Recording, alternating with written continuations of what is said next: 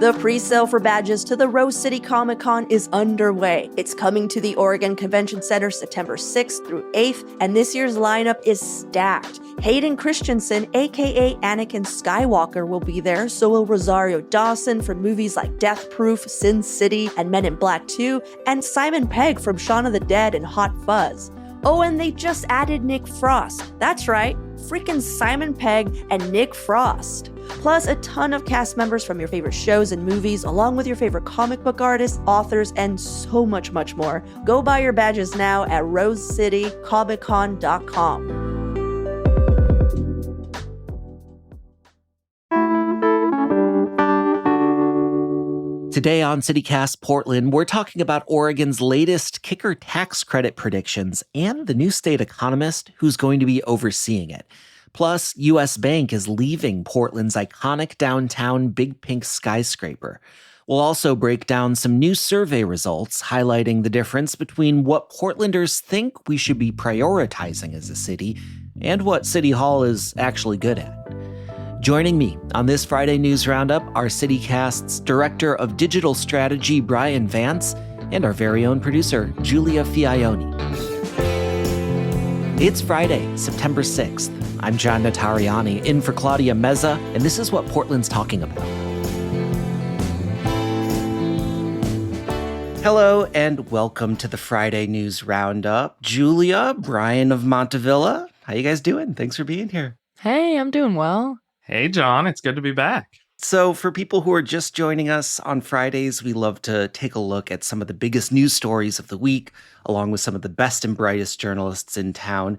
But before we get into the news, we do like to ask an opening question just to sort of get the lay of the land, get a sense of who's in the room. And today, I'm just thinking about this heat wave that we have going on, you guys. We're taping on Thursday morning. We could top 100 degrees today. The county has a bunch of cooling centers open. As of this moment, we don't know exactly what the lay of the land in Multnomah County is going to be on Friday morning. There are a ton of resources online for people who need help, though, and we'll get a link to those in the show notes. But just right off, how are you guys doing with it? I'm okay. I'm lucky enough that the house that we bought, we made a point that it had AC. So I'm keeping the blinds mostly closed and took the dogs for a walk early this morning and just really grateful that I have air conditioning. My electric bill is going to suck, but I mean, everyone's electric bill sucks now. A price to pay, yeah. Yeah, I am finding any excuse to be working from places other than my home because unlike Bryan, I don't have AC. So I got lucky. I'm posted up at my partner's parents' place today recording in their basement. So nice and cool down here. John, how about you? I'm doing okay. So far, so good. Like I think I've said on the show before, I've got my window AC units ready to go. Have them turned off for taping, of course, but I should be able to make it through the heat wave. You can sweat for 40 minutes. It'll be exactly. It'll be I have noticed sometimes in these tapings, I start to get a little bit clammy by the end of them. But that gets me to my question. So we've talked about heat a lot this summer, obviously. I want to ask you guys what your best Portland hack for dealing with the heat is. And I want to complicate it by saying no swimming, no movie theaters. We already know that. Damn. Everybody's on board with those, excluding the obvious ones. What's your ultimate heat hack? So I have one that's kind of unexpected, and I honestly don't know if this would be advised from a health perspective. So proceed with caution. When I'm most desperate and there's no real option for me to like quickly escape and set up somewhere else for work or even just get out of the house, and I'm trying to just like reset that sticky, sweaty, exhausted feeling, I'll actually go and take a hot bath because the feeling of getting out of the bath makes it so that my environment seems cooler than it actually is. And it every time surprises me how refreshing it is. I can see that. Yeah. That is perverse, Giulia. But you know, there are entire cultures out there that say you should never drink cold or cool drinks, that you should only drink hot drinks. I feel like this is sort of like that, you know, like maybe there is something to like you put yourself in a warmer environment and then the warm environment itself doesn't seem so bad. I respect it. What about you, Bryan? What's your take? You know, like it used to be call in sick and go out to the coast. Like it's so much cooler out Classic. there. But you can recreate that here. Like I wouldn't necessarily go to one of the public beaches on the Willamette river that doesn't have a lot of tree cover, but like if you go to like the Riverfront Park in Selwood, for example, or, you know, a little bit further south, like in Milwaukee and whatnot, the tree cover just makes things a lot cooler. It can make it feel like 20 degrees cooler. So, you know, it's 100 degrees outside. 80 still sucks, but it's a lot better. Totally. Peninsula Park was on my short list. Yeah, that'd be a great one for this. Yeah. So something that I was thinking about, and again, I don't think that this has any actual effect, but when I get really hot,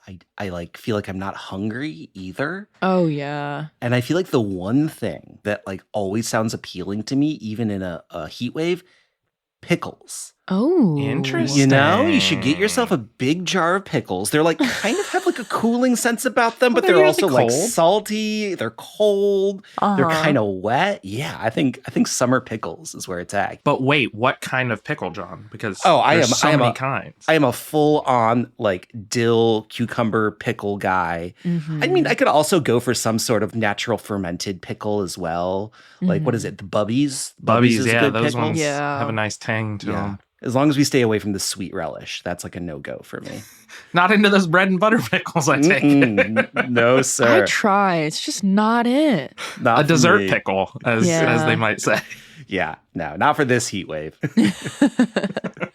I like that tip, John. I'm going to start doing that. I might try that today, actually. I have some pickles in the fridge. That actually sounds pretty good. All right. Well, thanks, you guys. And hopefully this is the last push of like extreme heat this summer. Yeah. Fingers crossed. All right, Bryan, let's get to the news. What are you looking at this week? So my story comes from Eliza Aronson in Willamette Week. Willamette Week is working with this nonprofit called Oregon Values and Belief Center to poll Oregonians on some issues that are, you know, prominent in this upcoming election.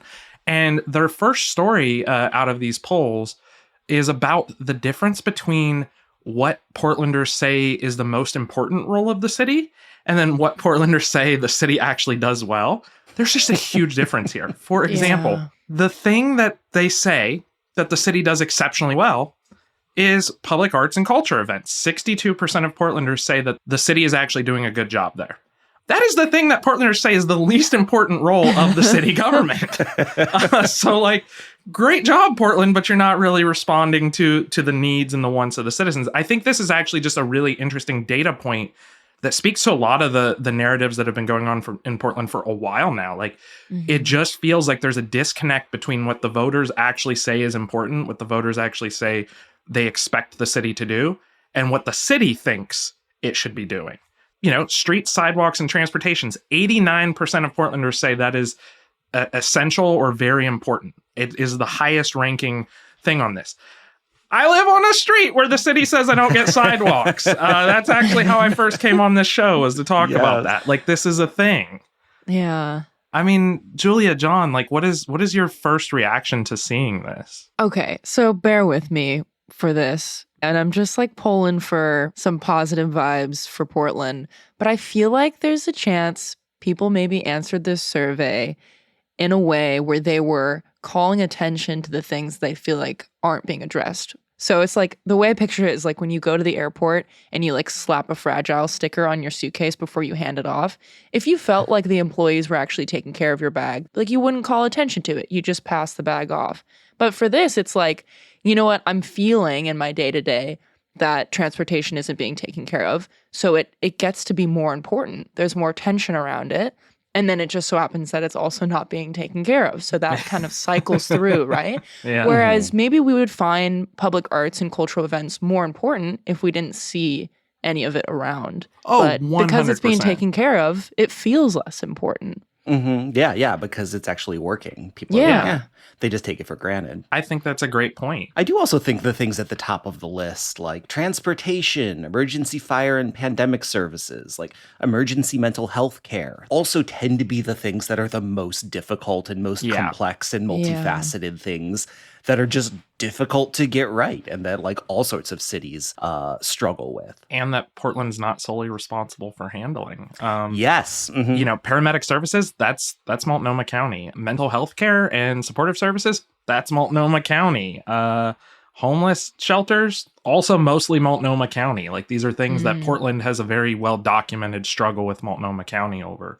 You know, it's not that the city doesn't play any role in those things, but they're not the drivers of their own fate in these situations. So Yeah, I thought it was interesting. 42% of people said emergency fire and paramedic response was at least good, which makes me think that those are a lot of people who have not had to use emergency fire or paramedic response, because follow the news, those are not going well. I mean, to my mind, is one of the places that we do need the most immediate intervention, because like those services, I think it was at about like 50% of the highest priority calls were being answered in the timeline that was required last year. And that's after you sit on hold when you call 911. I mean, you sit on hold when you call 911. That's a wild thing that is happening right now in Portland and Multnomah County. Yeah. Something else I thought was really interesting was just how far parks, community centers, etc. were up in like important city services, you know? Yeah. It wasn't at the top, but it was definitely like middle of the pack. Ranked above preparing for climate or earthquake disaster. John, that caught my eye too. Which to me sounds like a very... Hang on a second. We love our parks here, is what it really comes out to. And what's funny too is that we also don't think we're doing a great job at addressing earthquake preparedness, but we're like, yeah, it's fine. It's not as important. We'll hang deal on. with that. It could be another 500 years or another 5 minutes. We don't know. Yeah. Once we get the dog parks taken care of, we can get around to dealing with preparation for like a catastrophic earthquake. It's important, but it's not that important. Yeah. The priorities here are interesting. I will say, though, that like parks and community centers, stuff like that, we were just talking about how we survived the heat, and John and I both mentioned parks as part of that. Like, they are resources for fighting, things like extreme heat. They are resources for fighting things like access to clean air and stuff like that. So they do kind of go hand in hand in that. But it is interesting that, we're not talking about like one spot above these. It's, 3 or 4 spots above emergency preparation, earthquake prep, stuff like that. Yeah. But I think everything on this list is like a crucial service that the city needs to provide. And like, if any of these were to go away, Portland would not work. Yeah, Portland would just be different. But I will say one thing that I think is really hopeful in looking at this list of what we're thinking is important right now is a lot of people running for local elections this year are focusing on these issues. Yeah. I feel like I'm just reading off a list of what's been mentioned in campaigns. So it seems like we're all on the same page, even though things are not working right now. This may be an indication that we're headed in the right direction. Well, and as chaotic as, running a multi-district election is with 3 city councilors in each district, it does mean that we're getting some candidates who are like really dialed in on specific issues, which is not something there was really room for in past years. So there could be some progress, some vocal proponents of some of these issues might get elected this fall. Yeah. I mean, and Giulia, to your point, like these are several of the topics that we've been focusing on in our election guide that we've been running over the last couple weeks. So if any of these topics are near and dear to your heart, I think just go back through our feed and we have episodes with experts focusing directly on a lot of these issues as well. Yeah. Well, let's take a quick break. And then when we come back, more news of the week.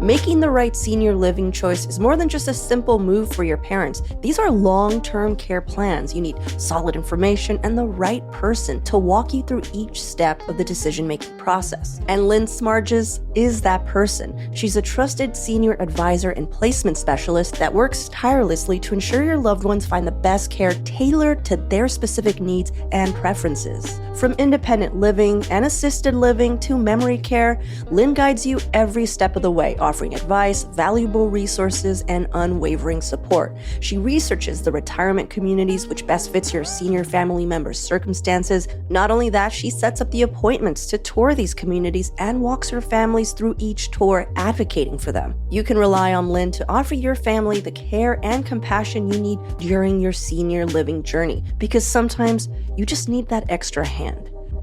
You can also find out more about everything Lynn has to offer by tuning into her podcast, Caring for Your Aging Parents, on Spotify, Apple Podcasts, or any of your favorite listening platforms. Hi, this is David, the CEO of CityCast. Do you ever find yourself holding back on travel because you're afraid of a language gap? Well, mind the gap no longer as long as you have Babbel. Babbel is the science-backed language learning app. Its 10 minutes lessons are quick and handcrafted to get you talking your new language in 3 weeks. So I was reminded in the Olympics how much I love French. I had spoken French as a kid, but it has deteriorated to nothing. But I thought I would love to take a trip back to France with my girlfriend, but I'm embarrassed because my French is at 0. And I thought, why don't I get on Babbel and revive my French? And it's been a joy for the past few weeks. I'd forgotten everything. I'd forgotten plurals. I'd forgotten articles, vocabulary.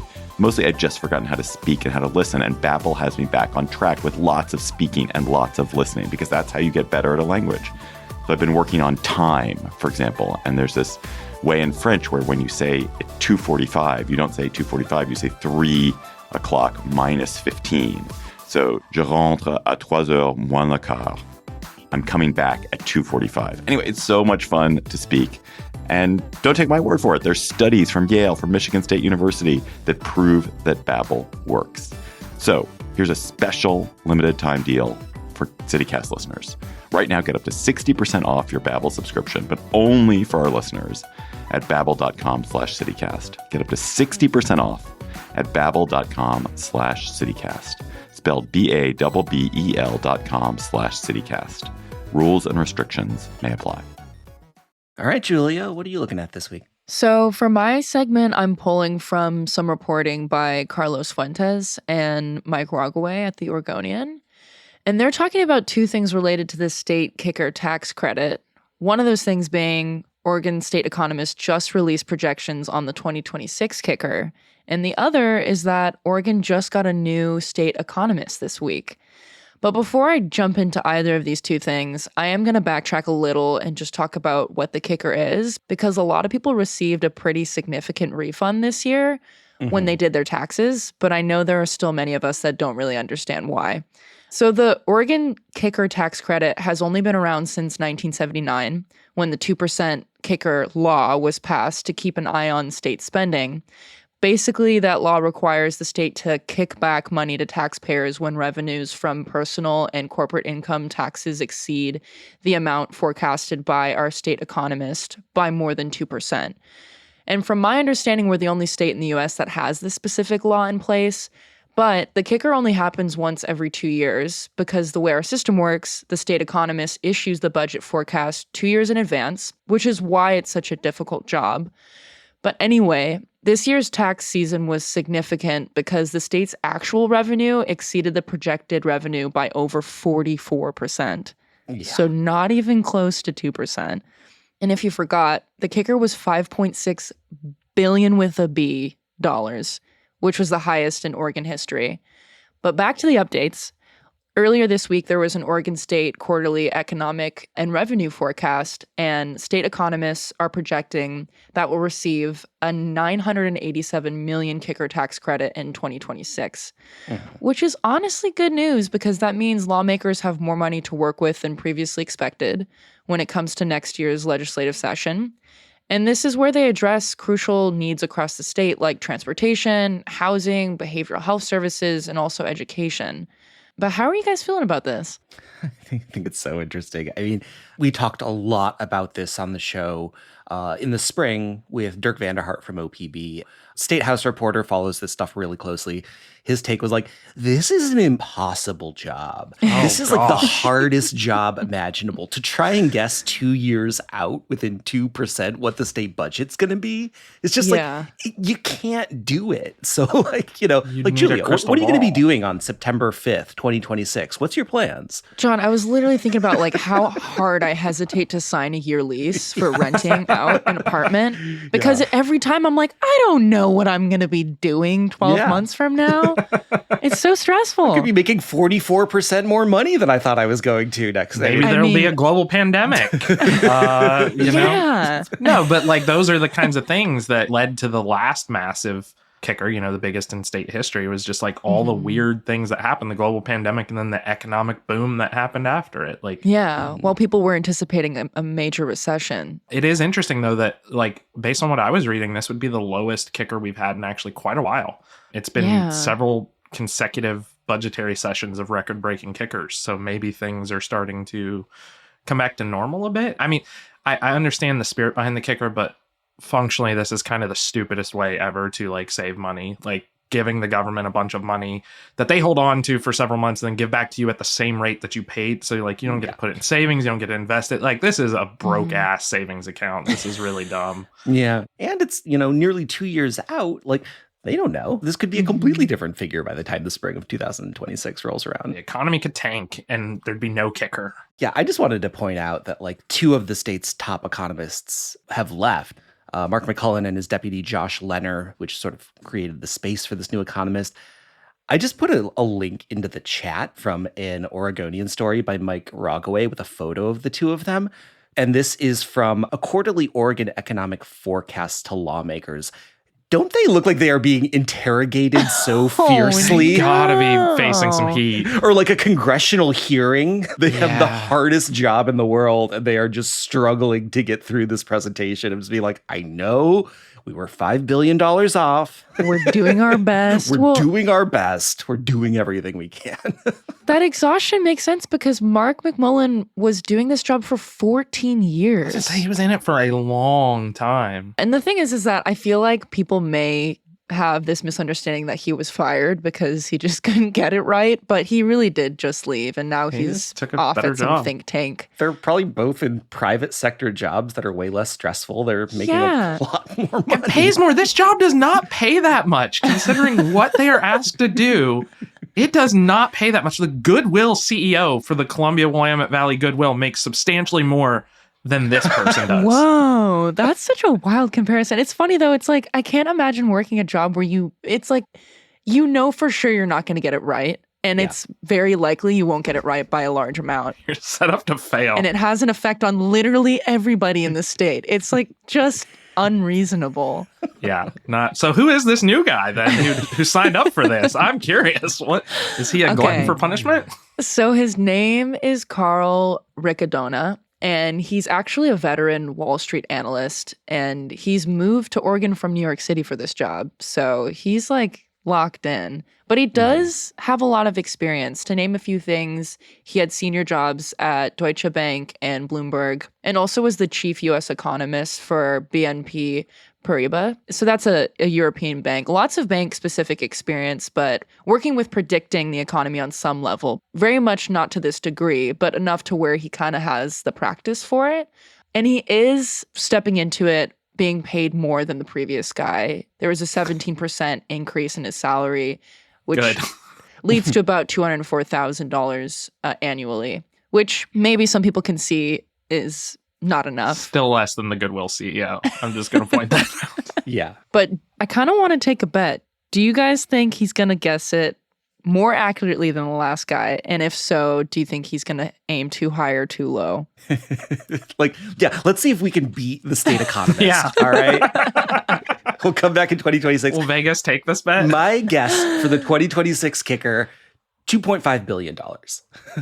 Wow, you're going... Cutting it in half of what it was last time. But again, like we said, last time we were coming out of this crazy, unstable economic period. Are we playing Price is Right rules on this? Or is it just... Well, and I guess that's my... Is he the one who ultimately will be responsible for that 2026 kicker? Or will his happen in 2028? This will be 2028 because it's 2 years ahead of time for the future, right? I think he's going to be more accurate. So I guess there are 2 things to bet on here. How high is this kicker going to be in 2026? And how well do you think Riccadonna is going to do at his job looking into the future? There's a lot on the table here. I'm going to go under John for the 2026 kicker just because maybe we're doing Price is Right rules. I'll say $2 billion. I think what happened to the last 2 is just the world literally got turned upside down and it screwed up the economy, and there was no way that anyone could have predicted what happened, and it made it look like they were really bad at their job, but really they were given an impossible task in an increasingly impossible situation. So yeah. I think I would go $2.1 billion for the 2026 kicker, and I think this new economist is going to be off by 16%.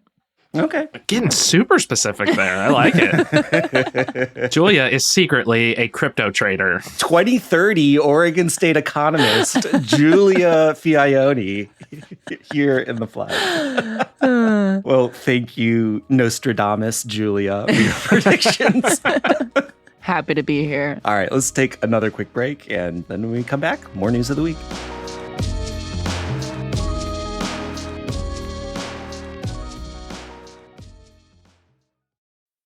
Ryan Reynolds here for, I guess, my 100th Mint commercial.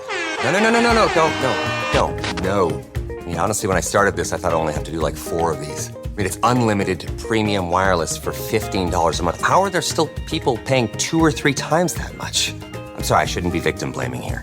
Give it a try at mintmobile.com/save. Whenever you're ready. $45 upfront payment equivalent to $15 per month. New customers on first 3-month plan only. Taxes and fees extra. Speed slower above 40 gigabytes. See details. All right, my story this week comes from Matthew Kish at The Oregonian, as well as Andy Giegrich at the Portland Business Journal, and Jonathan Bach reporting for both publications. Double duty. He used to work at the Business Journal. He's now with the O, so his writing on this topic is just all over the place. Portland's largest bank is leaving Portland's largest office building. U.S. Bank announced that it is not renewing its lease in Big Pink. We all know Big Pink. It is like the most iconic building downtown. I remember our host Claudia at one point on the show, she told a story of when she first moved to Portland and she learned to navigate downtown by just looking up and seeing where Big Pink is because it's giant. It's got about 1.2 million square feet of space for tenants. Well, U.S. Bank has been leasing about 222,000 of those feet. And let's not forget, what is Big Pink's official name? I didn't know this. U.S. Bank Corp Tower. So they're leaving the building with their name on it. And that means that this giant ass office tower is going to be about half empty. Estimated 583,000 square feet are going to be available once they take off. Obviously, a huge sign of just how turbulent the downtown commercial real estate market is. Yeah, big deal. What do you guys think? They're going to rename the building? I honestly had no idea it was called U.S. Bancorp Tower. I just have never heard it called that. I've always heard it called Big Pink. I knew that wasn't its name. Yeah. Like, what are they going to rename it? FKA U.S. Bancorp Tower? What's going to happen here? Yeah, who's still in there? Yeah, it's not shocking to me. Yeah. It's kind of weird that they had that much space down there. What were they doing? What were all those U.S. Bank employees doing? They're banking. Yeah, well, it is the regional hub of the bank. And did you know that U.S. Bank was born in Portland? I thought it was from Minnesota, so no, I didn't know that. No, back in 1891, U.S. National Bank opened, and it had been headquartered in Portland, like basically forever until they got bought out in 1997. What? So they were bought out by a Minneapolis-based company. So, it's not just that the name is on the building, it's that like the sort of predecessor company that still has, part of the name was from here. Well, that makes it feel like a bigger loss, in all honesty. Yeah, this one feels really sad to me and for some reason came at a surprise for right now. And I think that's just because all the times I went downtown this summer, I was feeling really good about it. And that's something I didn't expect to feel. One thing specifically that was mentioned in the story was the Midtown Beer Garden food cart. Yeah. And I went and visited that last month for the first time with pretty low expectations that it would be pretty desolate. But the whole thing was packed, so much so that there wasn't even a seat open, that my friends and I kind of had to sit on like this stage set up in the middle. There was so many carts open and people felt like they were really comfortable being downtown, which made me feel pretty hopeful. So seeing this was kind of surprising for me. It's worth saying that all of these employees are going to stay in the region. They say they're not like cutting jobs. They're just sort of shifting people around. But there's so many businesses right around there that rely on the traffic from these office workers. I mean, I think we saw that during the pandemic. So like right nearby, Mother's Bistro is right around the corner from Big Pink. Yeah. Pine Street Market is right around the corner from Big Pink. Guys, Voodoo Donuts is right around the corner from Big Pink. I think that this should be a story about Voodoo Donuts. Yeah. It's always a story about Voodoo Donuts. Are all those bankers, where are they going to get their donuts now? They're not going to be lining up out there with all that sweet, sweet cash that they just got from the vault. I don't know. This feels like an issue that we've been dealing with downtown for a while. Like, if you actually go down there right now, downtown's pretty cool. Like, it's got some dirty parts. It's always had dirty parts. Let's be real here. Portland was never this like gleaming utopian city. It's always been a little bit grungy. But it's like this reputation that downtown has, not just inside Portland, but nationally, of it being sort of like desolate or as like, the former president likes to say, a hellhole. It makes it really hard for decision makers at these huge companies who take up a lot of the square footage downtown to actually like renew that. They're relocating most of these employees to a place in Gresham. Like, no shade on Gresham, but like I'm sure it's cheaper out there, and that's one of it. But like, clearly part of it was the employees. I don't think they were throwing a big fit that they're being relocated to Gresham, because there's this weird reputation right now that downtown Portland sucks, which just isn't true. Yeah, and it is worth saying that the area around Big Pink, that neighborhood has experienced a lot of those problems as well. There's been problems with drug use, there's been problems with crime, there's been problems with graffiti. And there was recently a lawsuit between a former tenant and the owner of the building, sort of suing each other back and forth. And one of the things that the tenant claimed was that they just hadn't done enough to secure the building, which is one of the things that led to one of my favorite stories of, I think it was last year. So the company that owns the building is a real estate company based in Seattle called Unico. Do you remember when they bought a 420-pound robot to patrol the property? We were all on the roundup to talk whatever about happened that. to him? Rob, is he? Is he doing okay? I mean, Rob's feeling real bad, man. He did his best, but it wasn't enough to save Big Pig. Damn it, Rob. I think we need to bring in RoboCop. RoboCop would do a great job. Brian. RoboCop caused way more damage than like RoboCop. Like, I don't know if you remember the seminal film RoboCop. It was a satire. It's violent. He would violate that consent decree. Hardcore. Yeah. It sucks that downtown is struggling like this, because if downtown's struggling, there's going to be a lot more focus and attention on downtown, and that does draw attention away from other parts of the city that could really use it. So I really hope that, something changes here and that we get some businesses who are ready to invest in Portland. Maybe it's just a course correction. The rents were just too damn high, and this will bring them down and get some newer businesses to move in and start something new. Well, I mean, I think that course correction is already well underway. I mean, these buildings have been so devalued. So Unico, the company that owns Big Pink, also was involved in the Montgomery Park deal. Do you guys remember this? Oh, yeah. So another very iconic office building in Northwest, they were a part of a group that bought the building in 2019 for like $255 million. And then I think it was last year, they basically just defaulted on it. They were just like, nah, this doesn't work, and they ended up defaulting on like $150 million in debt. So, Brian, you got any ideas for like a new business venture?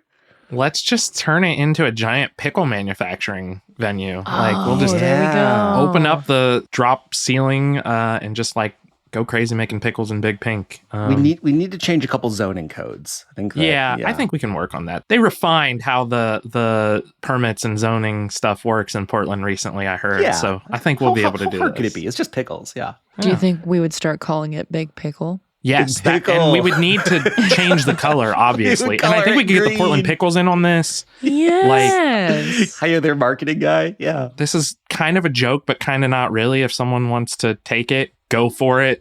Make it Big Pickle, a nice shade of green, and just come up with like crazy pickle flavors. Oh my god! Just not the sweet ones, because John won't buy those. Yeah, Big Pickle. If any of the candidates are looking for a way to supercharge their campaign, I think Big Pickle is the platform. Big Pickle. It's going to get everybody to the ballot box in 2024. You got my vote. All right, you guys. Well, Brian, Giulia, thanks for breaking down the news with me, and try and stay cool today. Do your best. Eat your pickles. Thanks, John. Thank Thanks you. as always. Well, that's it for us this week here on CityCast Portland, but thank you so much for tuning in. I'm the executive producer, John Notarianni. Our producers this week are Giulia Fiaoni and Lizzie Goldsmith. Our Hey Portland newsletter editor is Rachel Monahan, and our host is Claudia Meza. Original music by Jenny Conley and Steven Drizos. Additional music by Epidemic Sound and All the Kimonos. We'll be back on Monday with much more from around the city. Until then, see you at Slim's.